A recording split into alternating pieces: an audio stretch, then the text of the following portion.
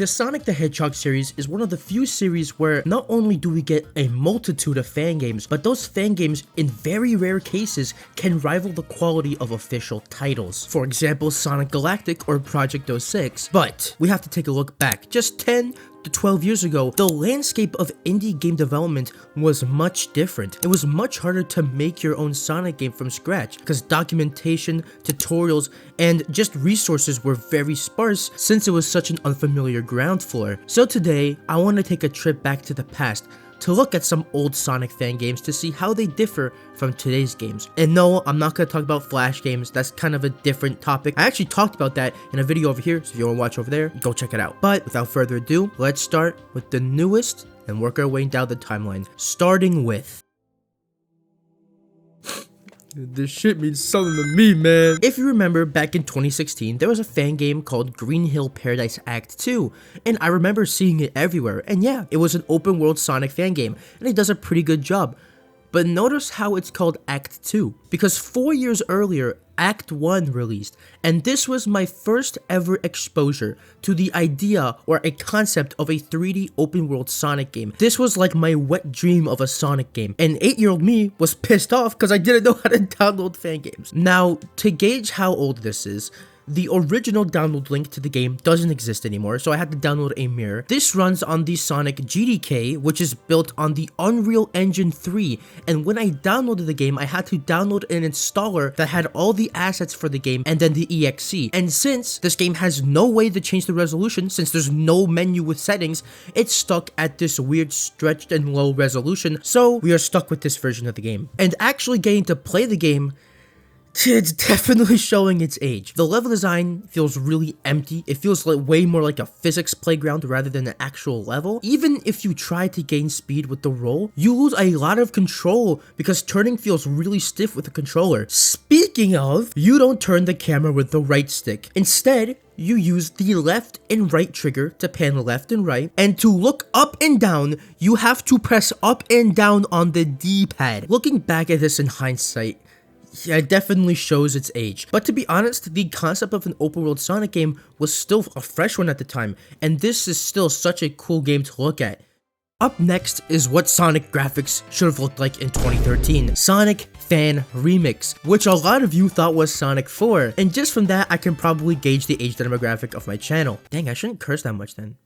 Well anyways, this game seems to be kind of a response to Sonic 4 back in the day, so the confusion is kind of warranted. It looks like Sonic 4, but they got rid of that shitty cell shader and made all of the textures really high quality, slapped some fancy graphics onto there, and oh my god, this is too much, man. The game is so visually cluttered that I can barely tell what's going on in the foreground. It's so difficult to discern what's in front of you and then what's actual platforming or just set dressing, which really sucks because the game looks decent at times, especially in the final act, but when it comes to the actual gameplay, it just seems to be a stage remix of Emerald Hill from Sonic 2, but it doesn't play that bad. The physics aren't 1-to-1, but I was able to do most things that I can do in 2D, like a loop jump, so points there. It's not a long game, only being like 10 minutes max, but it's not a bad romp. But the game is solely responsible for all those fuck-ass memes where it's like, Sonic if Sonic Team actually gave a fuck, or Sega hire this man. Oh wait, no, actually it's this one. Up next, we're gonna take a bit of a jump all the way back to 2006. I was but a little baby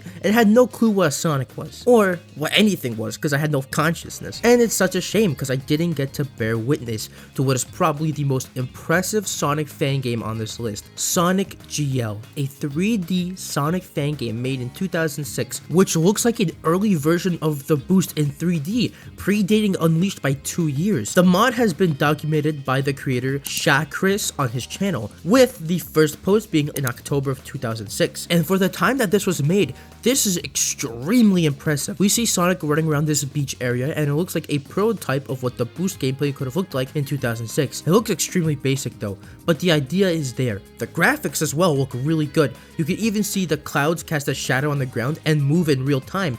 And it also has a really nice lens flare effect. And the visuals when you boost give a really good sense of speed. And it wouldn't be the only video we got. All the way up to 2008, we got 3 more videos of the game. One called Sonic GL Fan Game Run Test, which is a short video of Sonic running up a ramp and going through a loop. Sonic GL Water Test, which is testing out the water physics. And then Sonic GL Fan Game Clip 1, which is just general gameplay tests of the game. And interestingly, Chakris changed the model to a more classic Sonic rather than modern Sonic. This all looked really cool. Too bad we never got to play it. Yeah, so the mod was cancelled in 2007 by the creator because of the release of Sonic 06 back in 2006, because he thought that Sega would take the game down because of the PC port. You poor soul. He also mentioned that he believed that Sonic Team failed to revive the Sonic license in 2006, again showing the sentiment of Sonic fans back in the day. He said that at the time of him stopping development, he was implementing Sonic 3 special stages and races against F1 sports cars and Metal Sonic, which apparently he found very funny. But it seems like sometime in 2008, he started working on it again, because those 3 other videos I showed you were all posted in 2008. But the last video he posted on his channel was the HD version of the very first Sonic GL video, and it's safe to say that we're never gonna get to see this game released, which really sucks, because this game is history, and it would have been really cool to have this game just for archive's sake.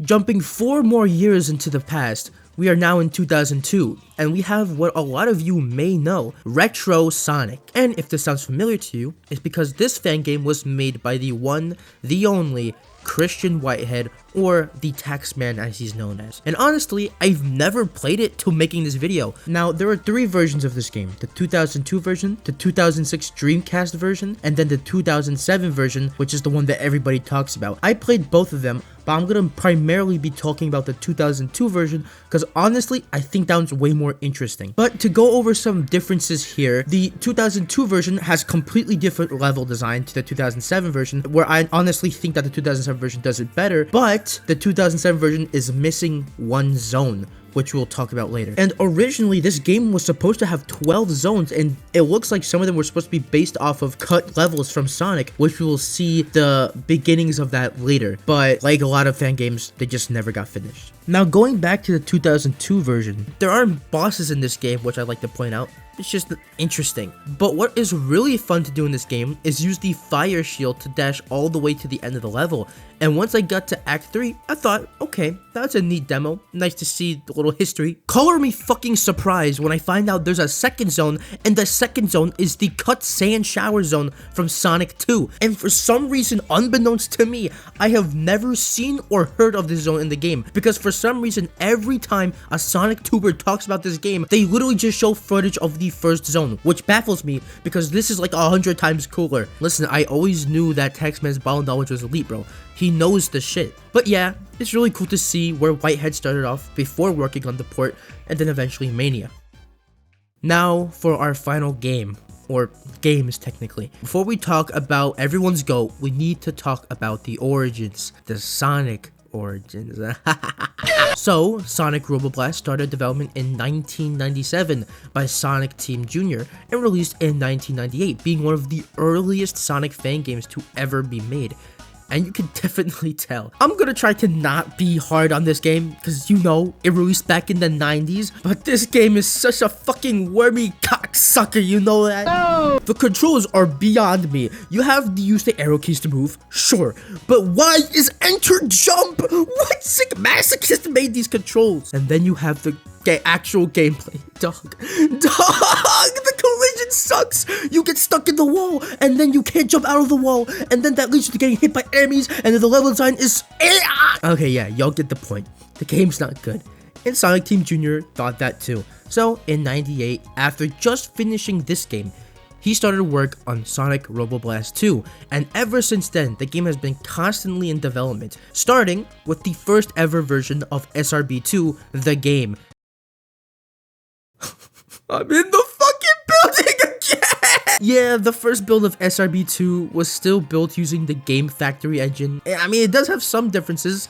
The level design is more Sonic, I guess, and it uses original stages that we would see in later builds of the game. It's basically the same thing, it's only 4 acts long. What's funny is that the game was never supposed to be even made into 3D. Well, that's until the game started crapping out of its own ass because the engine literally couldn't handle the game. I couldn't fucking tell. But thankfully for Sonic Team Jr., Simon Tomley, who is also known as Stealth, who is also known for helping on the mobile ports of 1 and 2 and Mania with his company Headcanon, offered to make a new engine for the game, but plans fell through because he just couldn't do it. Then, SSN Tails, who was making his own mod, Doom Sonic, suggested that SRB2 be made in the Doom Legacy engine, and the rest is history. Ever since 1998, for 25 years, Sonic Robo Blast 2 has been in constant development, constantly going through different changes, with the Robo Blast 2 version 2.2 being the point where the game really took off in the modern day, with version 2.215 being the latest version as of recording this video. And today, it is one of the most popular fan games and has one of the largest modding scenes when it comes to Sonic in general, and has completely changed the landscape of Sonic fan game development. And those are some old Sonic fan games, at least the ones that I thought were interesting to talk about. I know there are like 100 different ones I didn't mention, but these are the ones that had the most impact on my life, or the ones that I was aware of and thought were interesting. It's so cool to see how Sonic fan game development has expanded in the past few years, with it being so accessible and easy to get into now more than ever, with so many tutorials, frameworks, engines, documentations, even modding. But it's always nice to see our humble beginnings. And that's really all I have to say for today, ladies and gentlemen. If you guys enjoyed, make sure to like and subscribe, turn on notifications, and comment down below what was your favorite game on the list. What's your favorite that I didn't mention on this list? Let me know. I know that there's 100 of them that I didn't mention. Maybe something that matters to you. Let me know. I'll talk about it in the comments. This is really cool to look back to, because it's my childhood, stuff I grew up on. And, it's really just nice to see where we started, especially as someone who's making a fan game and modding. It's really, I could not be able to do this back in the day, because it's just it's so much more difficult. But honestly, if the takeaway from this video, if you want to make a fan game, start now. It is now easier more than ever. We have so many servers, so many tutorials and tools that will help you make the game that you want. If you really want to, start now. It's easier now more than ever. But really, I have to say for today, thank you all for watching the video, and I'll see y'all in the next one.